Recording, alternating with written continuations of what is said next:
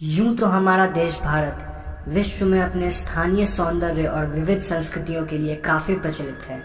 लेकिन भारत एक ऐसा भी देश है जहां हजारों साल पहले से ही लोग भूत पिशाच में काफी विश्वास रखते हैं। हमारे देश में कई भूतिया कहानियां काफी प्रचलित हैं और कई ऐसी भी जगहें हैं जहां भूत प्रेत का साया है। तो आज इस वीडियो में हम आपको भारत की दो ऐसी जगहों के बारे में बताएंगे जो बेहद डरावनी है और उन्हें भूत प्रेत का बसेरा भी माना जाता है। भानगढ़ का किला।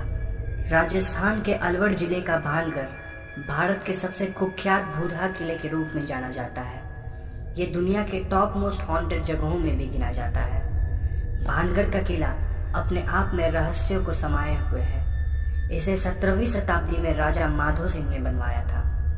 माना जाता है कि इस महल में आत्माओं का वास है।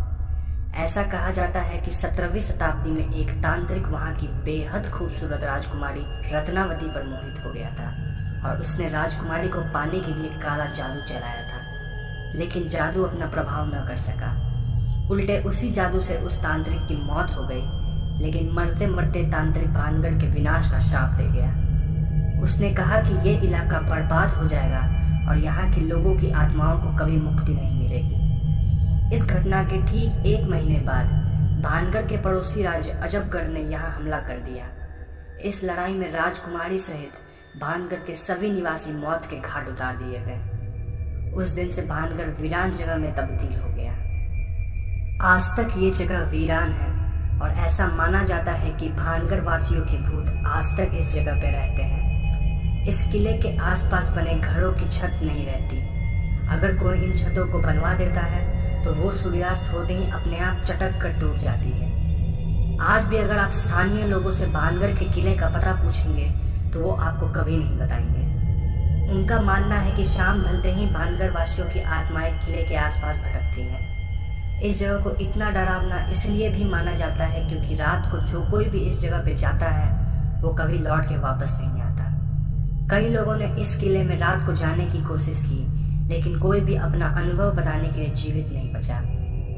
ऐसी कई प्रयासें की गई जिनके परिणाम अनुसार कई मौतें भी हुई और इसीलिए भारत सरकार ने रात के समय भानगढ़ किले के क्षेत्र को प्रतिबंधित घोषित कर दिया। स्थानीय लोगों की माने तो रात के समय यहाँ से तलवारों के टकराने और लोगों के चीखने चिल्लाने की आवाज आती है। इसके अलावा किले से औरतों के रोने और उनके चूड़ियों और पायलों के खनकने की भी आवाज साफ सुनाई देती है। जो लोग इस जगह पे दिन में गए उनका कहना है कि किले के पीछे एक छोटा सा दरवाजा है जहां हमेशा अंधेरा छाया रहता है। अगर कोई उस दरवाजे के पास जाता है तो उसे वहां अनजान लोगों की फुसफुसाने की आवाज और अजीब सी दुर्गंध आती है। इस जगह से जुड़ी कई सारी घटनाएं काफी प्रचलित हैं। बहुत सारे लोगों का ये तक कहना है कि दिन के वक्त अगर कोई किला के आसपास जाता है तो वहां एक मवेशी मिलता है जो हर जाने वाले को अपनी खोई हुई बकरी के बारे में पूछता है। कई लोगों ने ये तक कहा कि उन्होंने उसी मवेशी को वापस एक बकरी के साथ किले के अंदर घूमते देखा है।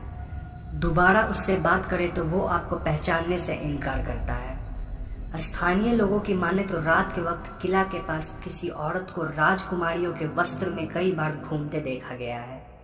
लोगों का कहना है कि वो राजकुमारी रत्नावती ही है जो रात में किले के आसपास घूमती है और उनकी ही चीखने की आवाज रात को सुनाई देती है। शनिवारवाड़ा फोर्ट। भारत के पश्चिमी भाग के पुणे में स्थित शनिवारवाड़ा फोर्ट भारत के कुछ सबसे भूतिया जगहों में से एक माना जाता है।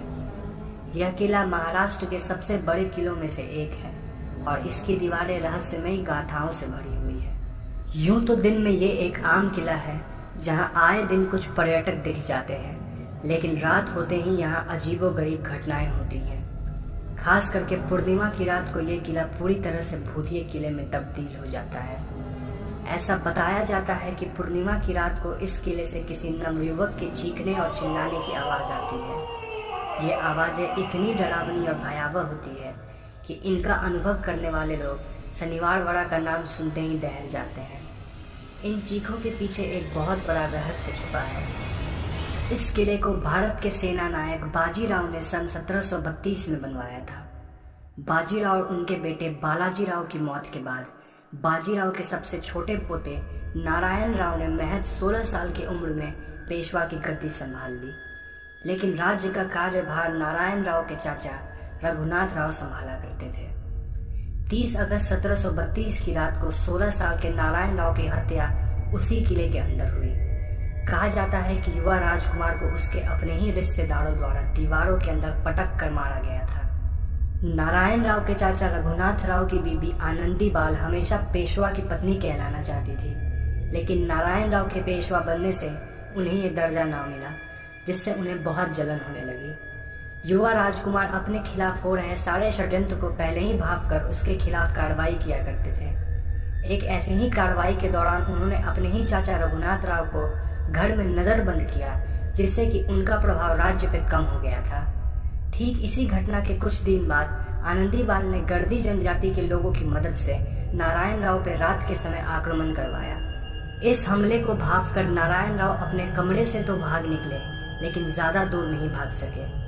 किले के अंदर भागते वक्त वो काका माला बचावा अर्थात चाचा मुझे बचाओ की गुहार लगा रहे थे, लेकिन उस रात कोई भी उनकी जान बचाने नहीं आया और नारायण राव को मौत के घाट उतार दिया गया। तब से नारायण राव की आत्मा उस किले में भटकती रहती है और अपने आखिरी शब्दों को दोहराती रहती है। स्थानीय लोगों का कहना है कि पूर्णिमा की रात चाचा मुझे बचाओ की आवाजें साफ साफ सुनाई देती है। इन भयावह चीखों से इस किले की दीवारें गूंज उठती हैं, जिसके कई प्रत्यक्षदर्शी भी हैं। इस डर से इस किले में कोई भी सूर्यास्त के बाद नहीं जाता है। तो आज हम भूत प्रेत और आत्माओं से जुड़ी रहस्यमय दुनिया के सफर के पहले भाग को यहीं विराम देंगे। Like, share and subscribe.